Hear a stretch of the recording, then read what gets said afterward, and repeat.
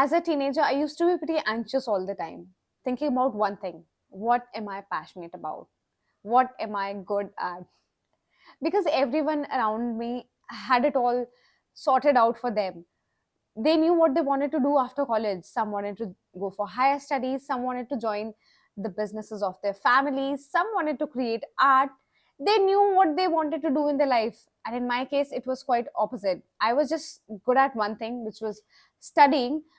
And in fact, that thing also died down after I got into college. I lost passion for studying as well. After college, I didn't want to go for a private job. I didn't want to go for a government job.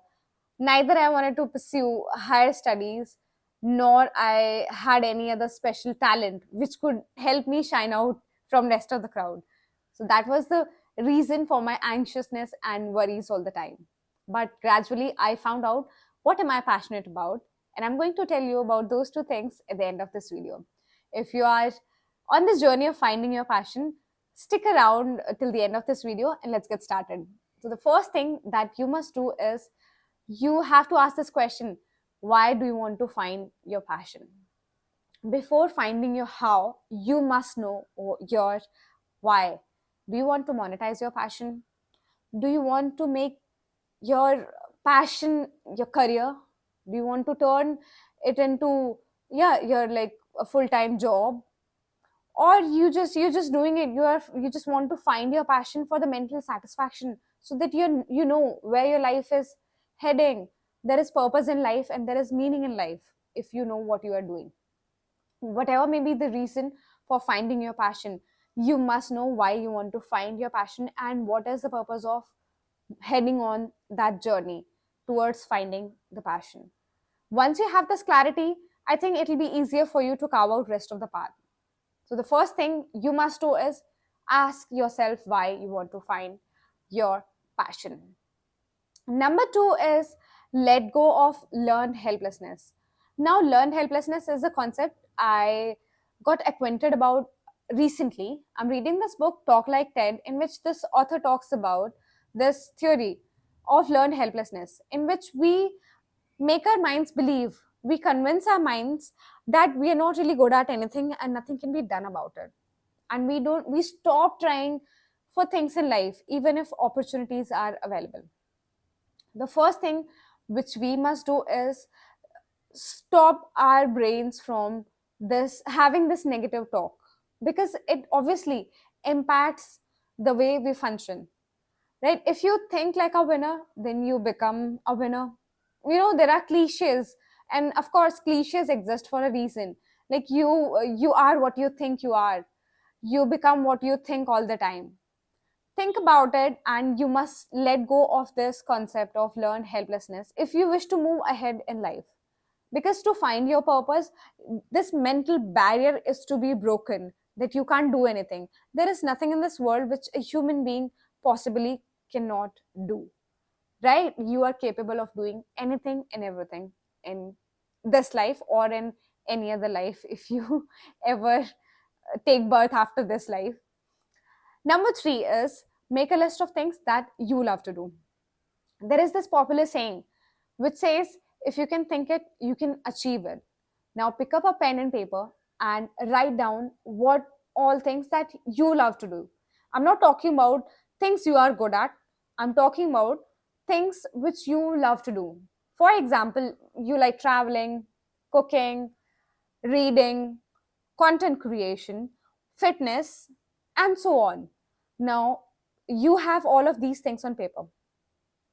Start practicing these hobbies of yours for a significant amount of time, or till the time you realize whether you actually love doing them, or you're doing them just for the just because it appears cool to the outside world, or just because everyone around you is doing it. Now you have finalized, okay, these are the two things or three things I really love doing in my life.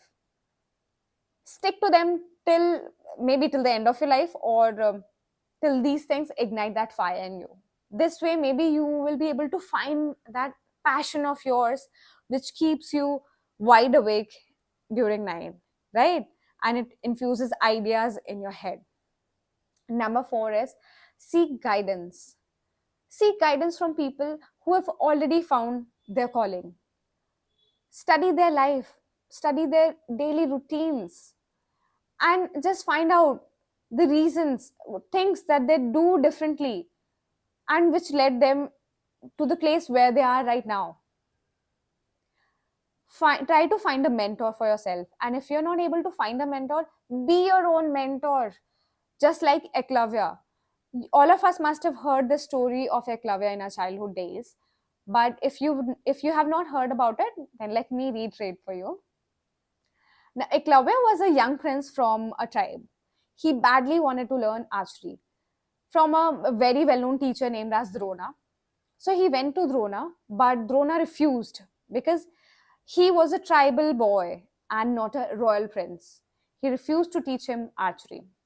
Now, what did Eklavya do? Eklavya went into forest and created a mud statue of Drona and started practicing archery in front of it every single day. He practiced archery in front of it for years altogether in solitude of that forest. And later on, he became an expert archer, surpassing even Drona's student. Sorry. Moral of the story is seek guidance by keeping your ego aside. And even if you think that somebody is coming across as arrogant, it's okay, fine. Still learn from that person and absorb the positive things around that person. This way, you grow as a person, and maybe you will become better than them one day. Number four, disconnect from social media and OTT. Social media and streaming platforms, in my opinion, are a weapon of mass distraction. Yes, and I think you agree with me on this because every time I pick up my phone to just check the time, I end up scrolling on Instagram mindlessly.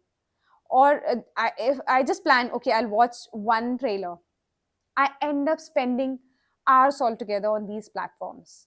While I can't eliminate these platforms from my life entirely, but I can certainly restrict the usage and to what extent I use them. Now there are three things which I do to break the cycle of scrolling nonstop and binge watching. I have put a time limit on the apps that I use, especially these social media apps. This way, I can't access them after that time limit is over for the particular day. Number two is remove these apps from your home screens. Yes, it sounds very minuscule, but it helps a lot. It does, trust me.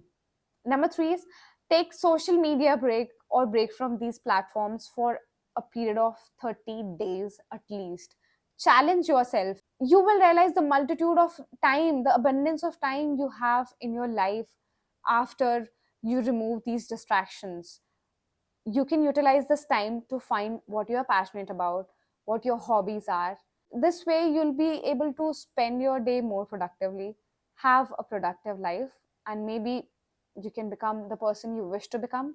This is just first step of starting the journey of finding your passion, because if you are very much dedicated towards finding your passion, then you have to take these drastic steps in order to reach where you want to be. Number six is say yes to new things and quite often. There is this popular saying, the proof of the pudding is in the eating. It means success, failure, or any kind of effect of that thing can only be known once you've tried it. It's not about just saying yes to new things, it's about saying yes to new opportunities, to new experiences, to new learnings in your life. If you are very much serious about, again, finding your passion, then you must put yourself in that position of discomfort, I would say. This way, you'll be able to grow as a person and become and broaden the horizon of your mind, of your brain. If you're saying yes to new experiences, new things, new learnings regularly, I'm sure you one day you'll be able to find what you're truly passionate about. These are the six things I wanted to talk as per my experience, which helped me know what I'm passionate about. Okay, now I'm going to reveal what am I passionate about. There are two things. Number one is yoga. Yes, I practice yoga almost every day, and it holds a very special place in my life. It has given me a sense of purpose, a calmness. And yes, I can talk about it on and on for next 10 minutes, but I don't want to bore you with it. And second is, of course, communication skills, which I have found recently that it is one of my passions. I am experimenting. Here I am in front of you giving some gyan, which might be of some help to you. Thank you for listening. And if you love this video, let me know in the comment section what makes your heart sing and what are the hobbies or interests you are currently working on. Thank you.